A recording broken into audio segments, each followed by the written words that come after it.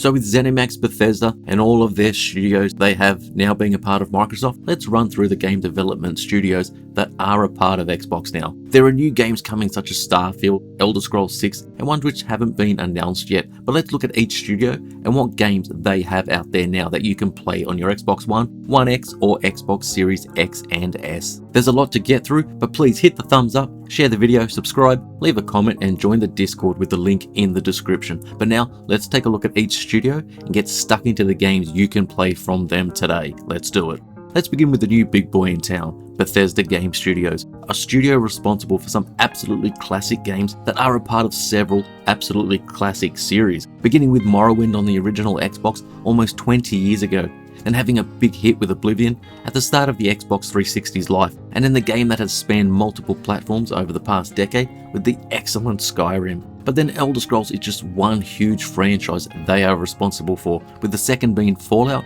once they bought the franchise from Interplay and released the excellent Fallout 3. Then gamers received Fallout 4, which was very good, but didn't reach the heights of Fallout 3 for myself. Then Fallout 76 came along with a disappointing launch, but which has bounced back to become better through a commitment of fixing and adding to the game. With Bethesda Game Studios working on Starfield and Elder Scrolls 6, expect to be hearing a lot from them in the coming years. Next we have ARKANE Studios, responsible for the excellent Dishonored franchise, and one definitely worth playing if you enjoy stealth, supernatural abilities, great world and level design, and an intriguing story. But they also made the reboot of Prey, which I've mentioned in other videos to be really underrated, and which has some great action mixed in with some horror elements, plus the ability to craft items and even take over inanimate objects, giving some sense of freedom and replayability to the game. They also assisted Machine Games with Wolfenstein Youngblood, and that's often seen as the weakest of the newer Wolfenstein games, but there's a lot of talent here and I can't wait to see what they're working on. Then we have the granddaddy of first-person shooters with id Software, the masterminds who gave birth to the genre with Wolfenstein and Doom all those years ago. And even though the gaming landscape has changed and Wolfenstein has moved to another internal game studio, in recent years, id Software has blessed gamers with continuing their influential Doom franchise with the excellent and superb Doom 2016 and Doom Eternal. But id Software also brings with them the fantastic technology which powers their games in terms of id Tech. Expect Microsoft and other Xbox game studios to leverage this great technology, but also the talent the studio has in terms of game development within this genre. Now we just need the same love and care which Doom received to be applied to a reboot of the Quake series. And let's stick with the first-person shooters, as Machine Games is next, and as I mentioned, they are responsible for the mostly excellent reboot of the Wolfenstein franchise. Machine Games wanted to create a Wolfenstein game, and so spoke with id Software, who granted their wish, and they would use id Tech to develop Wolfenstein The New Order,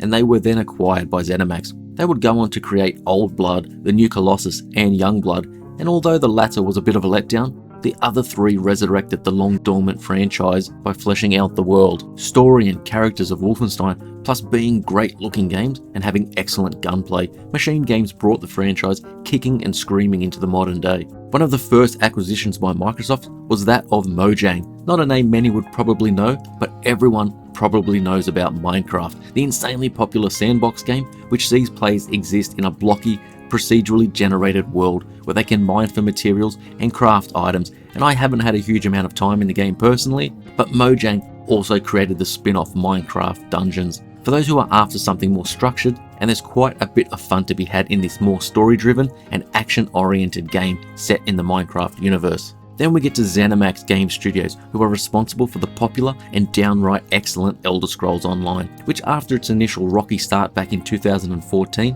it has gone from strength to strength as the dev team has fixed its issues and added in so much damn content that you'll struggle to find enough time to play it all rather than run out of things to do. There is just so much to do and so much to explore in this gigantic world, and it's even better if you're playing with others. Add in extra characters if you want to experience a new race and focus on more of a strength or magic build, and SO is just fantastic and has already proven that it's going to be around for a long haul with a huge amount of support from the devs and millions of players. Next is TANGO GameWorks, who are responsible for the excellent Evil Within franchise, for those who like their games to have scares and to be on the creepy side. With its weird story and settings, the game only improved with the sequel for myself and plays even better now on the Series X and S with its 60 frames a second upgrade. you'll be sneaking around trying to not alert the enemies, and then at the next moment, you'll be sprinting away from some deformed creature that's hell-bent on ending you. I'm wanting to see a third game in the series, but also want to see if there are any plans for TANGO GameWorks to work on something else, especially if the dev team becomes larger. Then we have Compulsion Games, who have given us We Happy Few and Contrast in recent years, neither which has set the gaming world on fire, but each has offered something different and unique from what else is out there. We Happy Few is a first-person game which blends action, storytelling, and some light role-playing set in a colourful world, complete with its own secrets, where things aren't as they seem. Contrast is different and sees players manipulating light and shadow so as to traverse its world and puzzles, and it's actually pretty damn good, especially considering it was made from such a small team. Worth checking out. Next is Double Fine, who has the well-known Tim Schafer, and if you're into more quirky platformers and third-person action games that all have a healthy dose of humour and don't take themselves too seriously, then you might want to keep an eye on Double Fine. If you were a gamer back in the golden days of LucasArts like myself, then give the games such as Psychonauts, Full Throttle and Brutal Legend a try, with the latter being the newest of the lot. But it's still an Xbox 360 title, but there's something important about keeping the spirit of those older LucasArts games alive, such as Day of the Tentacle and Grim Fandango, and they are currently working on Psychonauts 2, one to keep an eye on. Ninja Theory is another Xbox Game Studios developer who has created the gorgeous and excellent Hellblade: Senua's Sacrifice, but they also created the game based on Enslaved: Odyssey to the West for the Xbox 360, and if you haven't heard of that or haven't played it, then please do, as its story and characters are fantastic and still looks pretty good today as well.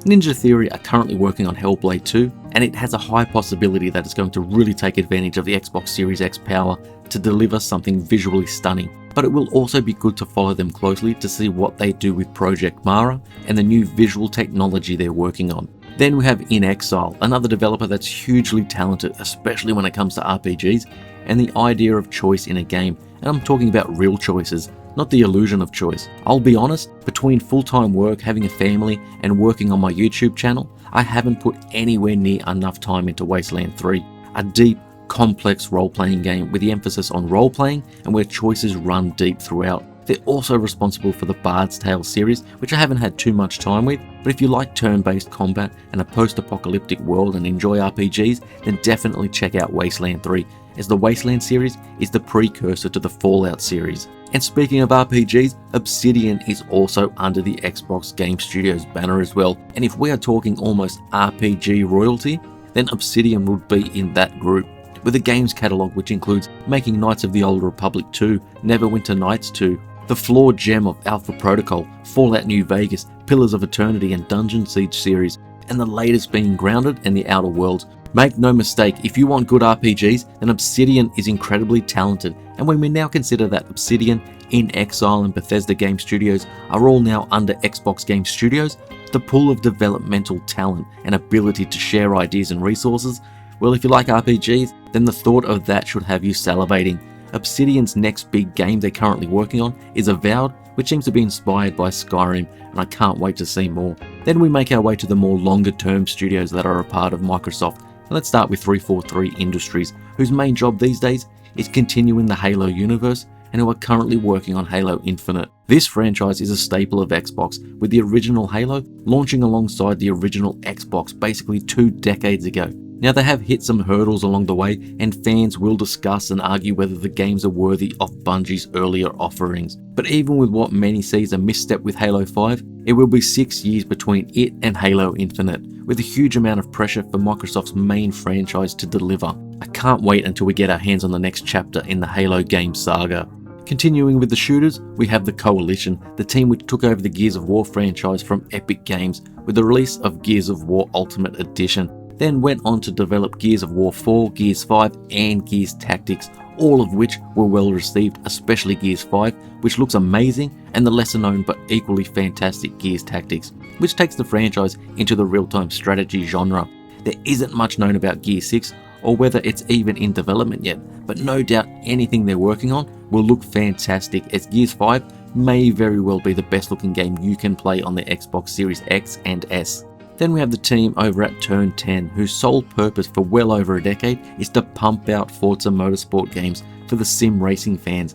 And this is another series which looks amazing, and when we consider the latest Forza Motorsport 7 isn't even Xbox Series X or S enhanced, then it's so impressive with just how fantastic it looks. Now, considering we've just entered the 4th year since the 7th game was released back in 2017, chances are high we will be hearing something about Forza Motorsport 8 this year. And in keeping with the racing genre, we move over to Playground Games and the Forza Horizon series, which are just fantastic in how well they play, how fantastic they look, and I'm eagerly awaiting an announcement and a look at the inevitable Forza Horizon 5. We are heading into the 3rd year since the 4th game, and the series only really goes 2 years between releases, so we are well beyond that, so hopefully we see or hear something this year. But Playground Games are also venturing away from their main series and have been tasked with rebooting the Fable franchise, another that was given birth on the original Xbox.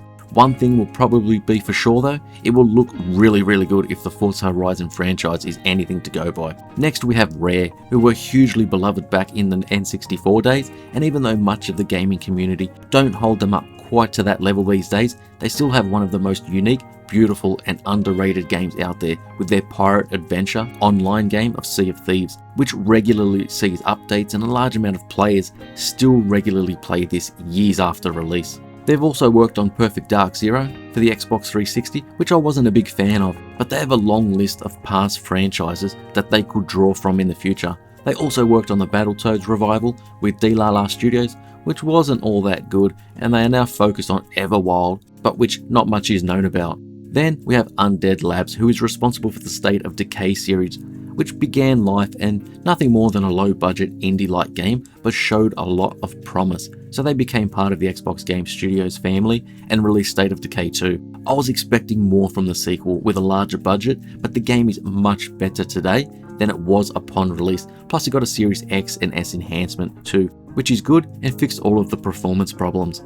I'm really hoping State of Decay gets the budget and time the series needs for it to really become a big AAA title. And finishing off, we have World's Edge, that's focused on the Age of Empires franchise, which really needs to get an Xbox release. Plus, we have Studios Alpha Dog, which delves into the mobile gaming market more, and Roundhouse, but these don't have anything announced just yet. There's also Xbox Games Publishing, which helps bring other games to the platform, such as the recent Tell Me Why, with the newly formed, supposedly quadruple A studio that is working on the latest Perfect Dark game in the Initiative. So there is the list of which development teams are now a part of Xbox Game Studios, what they've worked on in the past, and what we have to look forward to in the future. Plus there are still rumors which persist that Microsoft will be acquiring and adding more to Xbox Game Studios in the future. But which of these studios and which games are you looking forward to most? Which of these are you still wanting to check out? Please let me know down below. But as always, please give the video a thumbs up, subscribe, leave a comment and give it a share. Plus hit the link in the description to join up to the Discord to talk everything about Xbox and gaming in general. But with that, thank you for watching and I'll see you on the next video.